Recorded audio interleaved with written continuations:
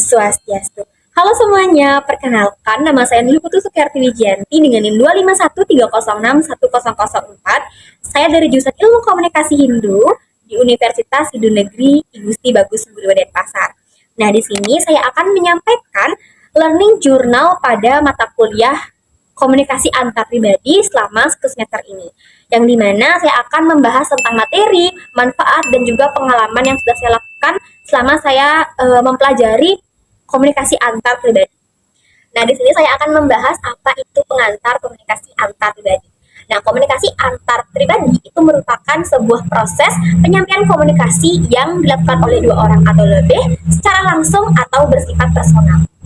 Nah, dari materi ini sangat bermanfaat untuk memahami bahwa komunikasi itu bukan hanya sekedar penyampaian pesan, tetapi juga membangun hubungan yang harmonis.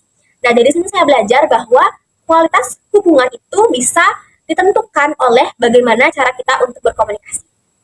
Nah, selanjutnya saya akan membahas tentang konsep dasar komunikasi, yang dimana konsep dasar komunikasi meliputi komunikator, komunikan, pesan, media, dan juga umpan balik.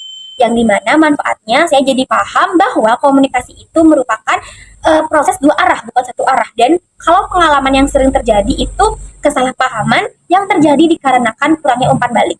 Nah, pada pembahasan selanjutnya saya akan membahas tentang apa itu komunikasi verbal. Nah, komunikasi verbal itu merupakan sebuah komunikasi yang disampaikan baik dari tulisan maupun lisan, yang dimana materi ini mengajarkan kita bahwa kita harus berhati-hati dalam memilih kata yang tepat agar pesan yang disampaikan tidak disalahartikan. Nah, lalu di sini saya belajar bahwa harus berhati-hati dalam berbicara, terutama dalam menyampaikan pendapat. Dan selanjutnya saya akan membahas tentang apa itu komunikasi nonverbal. Nah, komunikasi nonverbal ini meliputi ekspresi wajah, kontak mata, gerak tubuh, dan juga intonasi suara, yang dimana manfaatnya itu saya jadi memahami bahwa sikap tubuh itu seringkali lebih jujur dan meyakinkan.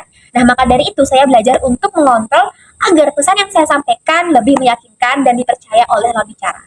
Nah, teman-teman semuanya, kita akan membahas tentang komunikasi di era digital, yang dimana komunikasi di era digital ini merupakan proses komunikasi yang dilakukan melalui media digital seperti media sosial. Nah, komunikasi digital ini sangat rawan salah paham.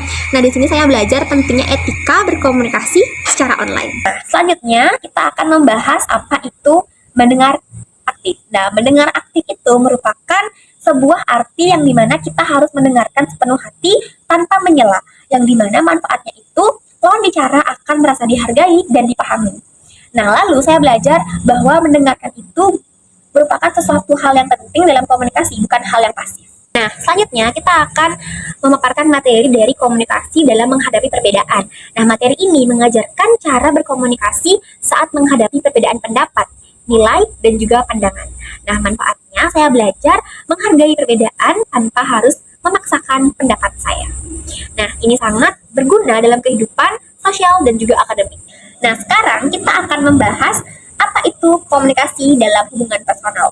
Nah, pada materi ini membahas tentang pertemanan, keluarga, dan juga hubungan yang dekat. Yang dimana manfaatnya itu saya belajar menjaga hubungan melalui keterbukaan dan juga kejujuran. Nah, saya sadar pentingnya komunikasi yang sehat dalam hubungan yang harmonis.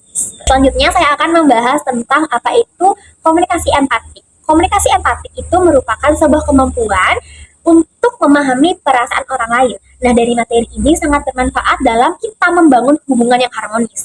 Nah, dari sini saya belajar untuk tidak menghakimi dan mencoba untuk memahami sudut pandang dari orang lain.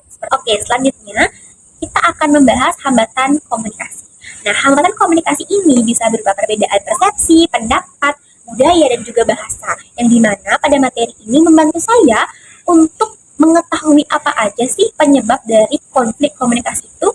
Nah, di sini saya belajar bahwa saya harus lebih bersabar dan juga tidak cepat salah paham jika teman saya ada yang berbeda bahasa ataupun budaya dengan saya.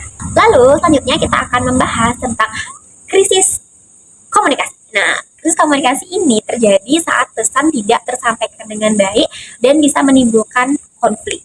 Yang dimana manfaatnya ini saya belajar untuk mengelola emosi saat berkomunikasi dalam situasi yang sulit. Nah, saya memahami bahwa komunikasi yang tenang itu dapat mencegah konflik semakin besar. Nah, sudah sampai di penghujung. Yang terakhir, saya akan membahas komunikasi dalam konteks budaya, yang dimana komunikasi ini dipengaruhi oleh latar belakang budaya, yang dimana materi ini membuat saya lebih peka terhadap perbedaan kebiasaan dan juga cara berkomunikasi. Nah, saya belajar untuk bersikap toleran dan juga menghargai perbedaan. Nah, teman-teman semuanya, secara keseluruhan, mata kuliah komunikasi antar pribadi ini sangat banyak sekali manfaatnya bagi kehidupan saya, baik secara pribadi maupun sosial. Saya menjadi lebih sadar jika saya berbicara, mendengarkan, dan juga memahami perasaan orang lain. Nah, demikian learning journal saya. Terima kasih. Om Santi Santi Santi.